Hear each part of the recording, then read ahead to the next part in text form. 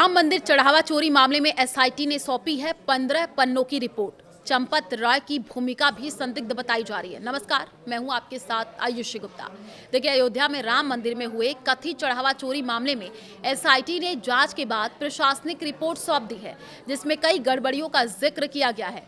SIT ने चढ़ावा प्राप्त होने के जरिए का भी जिक्र किया है, जिसमें चढ़ावा हुंडी, ऑनलाइन के अलावा कैश काउंटर पर रसीद की बात कही गई है। एसआईटी को राम मंदिर ट्रस्ट के बैंक खाते और पूछताछ से ये पता चला है कि औसतन हर महीने 25 लाख श्रद्धालु राम मंदिर दर्शन के लिए आते हैं, लेकिन कुंभ के दौरान एक महीने में करीब 1 करोड़ श्रद्धालु आए।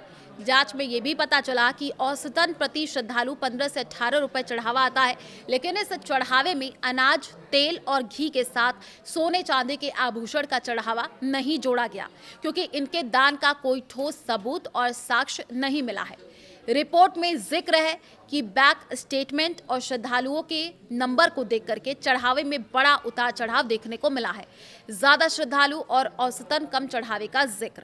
दरअसल कई महीने ऐसे रहे जिसमें श्रद्धालुओं की संख्या बढ़ी, लेकिन चढ़ावा कम दिखा। इसको लेकर के पूछताछ में एसआईटी को बताया गया कि उस दौरान नोट कम, सिक्के ज्यादा चढ़ाए गए। एसआईटी की रिपोर्ट में इस बात का भी जिक्र है कि राम मंदिर में कई कर्मचारी ऐसे कार्य कर रहे थे जिनका लिखित में कोई आदेश नहीं था।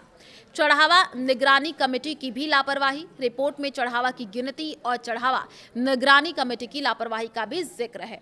ट्रस्ट के महासचिव चंपत राय समेत कई पदाधिकारी और कर्मचारियों की भूमिका भी संदिग्ध पाई गई है। मंदिर में कर्मचारियों की नियुक्ति में भी गड़बड़ी मिली है। एसआईटी की रिपोर्ट में ट्रस्ट को मजबूत करने के लिए भी सुझाव दिए गए हैं। 5 वर्षों में कई गुना बढ़ी है कर्मचारियों की संपत्ति। देखिए, रिपोर्ट में कई कर्मचारियों की संपत्ति और आमदनी पिछले 5 वर्षों में तेजी से बढ़ी है। एसआईटी ने अपनी जांच के दौरान 60 से अधिक लोगों से पूछताछ की है। एसआईटी ने सीसीटीवी फुटेज का भी जिक्र करते हुए कई गंभीर सवाल खड़े किए हैं। चढ़ावा कितना आया और किस स्रोत से आया, इसका कोई ठोस प्रमाण नहीं मिला है।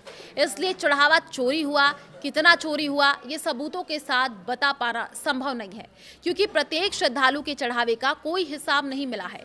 एसआईटी ने 1 सप्ताह में प्रारंभिक जांच रिपोर्ट और 15 दिनों में पूरी रिपोर्ट देने की बात कही है। तो आपको क्या लगता है इस पूरे मामले में, वो भी आप कमेंट करके बता सकते हैं, क्योंकि इस मामले में जैसे जैसे जांच बढ़ रही है, कई बड़े खुलासे हो रहे हैं।